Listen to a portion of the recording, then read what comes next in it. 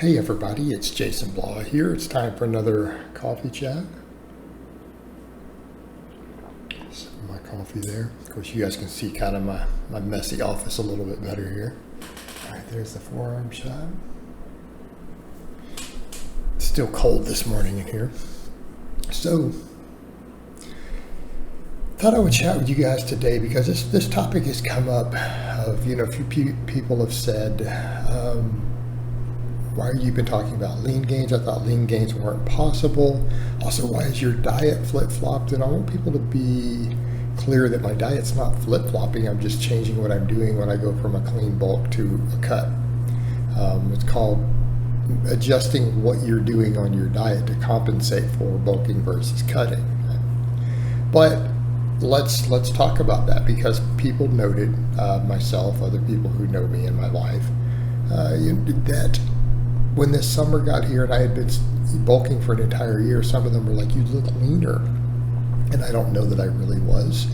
But it was the case of, I don't think I gained any body fat. I put on about 8 pounds, didn't gain any fat over the course of a year, at least no noticeable amount. And some of that can be some extra water in the muscles and things, and a little bit of that can go away when you cut. But the strategy that I used for that was ultra high carbs with really low fat. Okay, that is a totally viable strategy for lean gains. And I think there's really about 3 strategies that work. 3 strategies that work. That's one, because quite frankly, if you're eating mostly whole food carbs, and I found that to be the case, but I quit trying to do, add some honey, too much honey and stuff to white rice. And did mostly fruit and then sometimes some white rice or pasta or whatever, but mostly fruit. You almost can't force feed enough carbs for it to be a major issue. You can still get into a good surplus, but at a certain point your body just starts burning off the excess carbohydrate. And people try to point studies to me and say, hey, look, no, it's possible that people undergo de novo lipogenesis, but it's in the liver. What they're finding is that almost no carbohydrates that you eat get stored under your skin as subcutaneous fat, okay? And keep in mind that the de novo lipogenesis was never that high, and it was highest in really, really lean people. Again, it's not like a person is going to gain 5 pounds of body fat from carbohydrates on a bulk. It's just not going to happen. You're looking at an ounce. A couple ounces. And it's going to tend to be visceral, not subcutaneous, if that happens, because it's in the liver and it tends to stay in that area. So that's one strategy, and you don't necessarily have to try to eat a lot of protein when doing that. I mean, obviously you want enough to gain muscle, 150, 200 grams, whatever. It's going to be based on your body weight. All right, that is one viable strategy. Okay? And it does work for leaner gains. The other strategy, number 2, it's not what I'm currently doing because I'm doing protein overfeeding. All right, strategy number 2. Okay, this is a big one. Bulk really, really, really slow. Now, that gives you more freedom. And here's what I would say. If you're gaining weight slowly, if you're eating enough protein to maximize muscle growth, you're trying to hit that 1.6 grams per kilo of body weight. In other words, someone like me, that's 160 grams, right? Some of you smaller guys, you can get away with less. Hit that number, fill in your calories with mostly decent whole foods, and just eat a very, very small surplus to where you're gaining weight so slowly that you're not really accruing significant body fat. Example, for a lot of you, that might be 1 pound a month. For those who don't use freedom units, it would be half a kilogram a month. Really like forward. And don't go over that. Don't exceed that. Make sure that every month on average you don't exceed that. Adjust your calories to make sure that happens. And your gains will probably be mostly lean. Very viable strategy. What I discussed with that stuff with Martin Burkham, you could look into some of that a little bit with the fasting, but that very high protein, because he's really having people do protein overfeeding. All right, that's a viable strategy. Also what I'm using for cutting.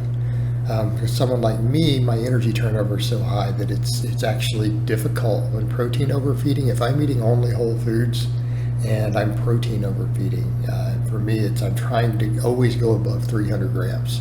That doesn't mean I eat 300 or 310. It might be 400 some days. The idea when you make protein the dominant macronutrient in your diet, you're not going to gain body fat. The studies we've seen on protein overfeeding have shown, and there's not been many, but it makes sense. We understand all the pathways involved. But my friend Alex Leaf was involved in a study with that. He was one of the researchers in it, where when they had people do protein overfeeding, what happened? Even when they created a calorie, which should have been a calorie surplus, most of them lost a little body fat. They gained muscle while losing body fat. All right, that's a viable strategy. Here's our issue with protein overfeeding. People won't do it. It's either prohibitively expensive or they get bored of it. And that's been the thing. I've had people say, well, how do you force that much down? And I'm like, mostly chicken breast and protein shakes at this point. There's Greek yogurt in there, and I get those high protein ones. That's what I mix the protein with. I don't drink protein shakes. I mix them with that. And they're like, chicken breast, well, like just chicken breast, make chicken salads with it, put mustard on it. Bake some chicken breast or grill some chicken breast and squirt mustard on it. But when you tell people that, and they're like, wait, you mean eat like a couple of pounds of it every day, 7 days a week? Yes. People aren't going to do that.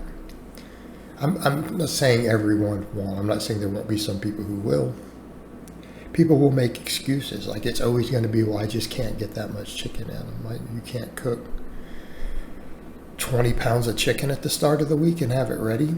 You can't buy bulk things of good quality whey protein. You can't get those 5 and 10 pound things from Optimal Nutrition.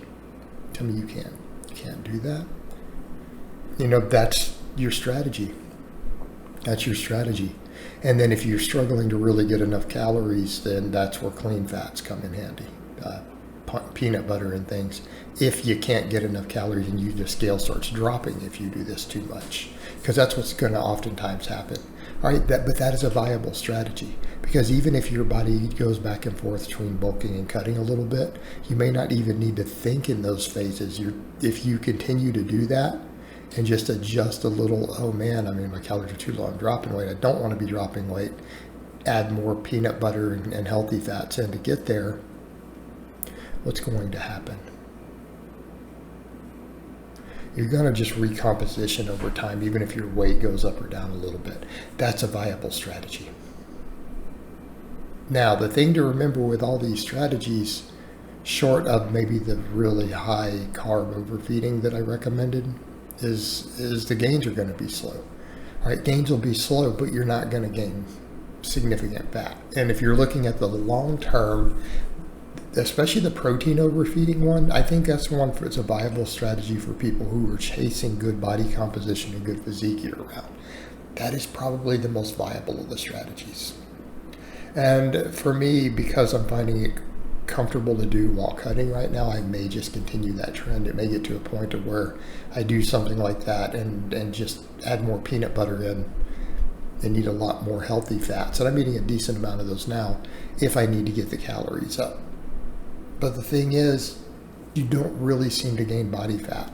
And I've said that before. I had Jamie say in some writings he had done many years ago on that, or some discussions too, of he's done that and found that you just don't gain body fat. He noted the same thing, of that when you start talking about eating 500 grams of protein a day, it's like impossible to gain body fat. Even if you're not on gear, you just don't seem to accrue it.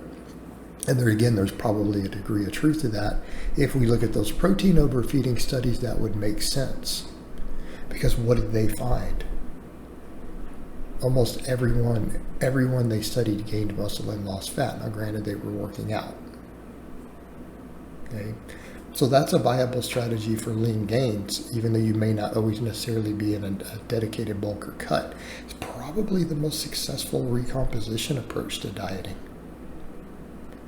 But again, it is probably the most difficult, mainly because the preparing, buying, and consuming that much protein can become difficult for people. So it's just something to think about. All right, guys, but that's really all I have to say on that today. I hope it's been informative, and I'll talk to you guys next time.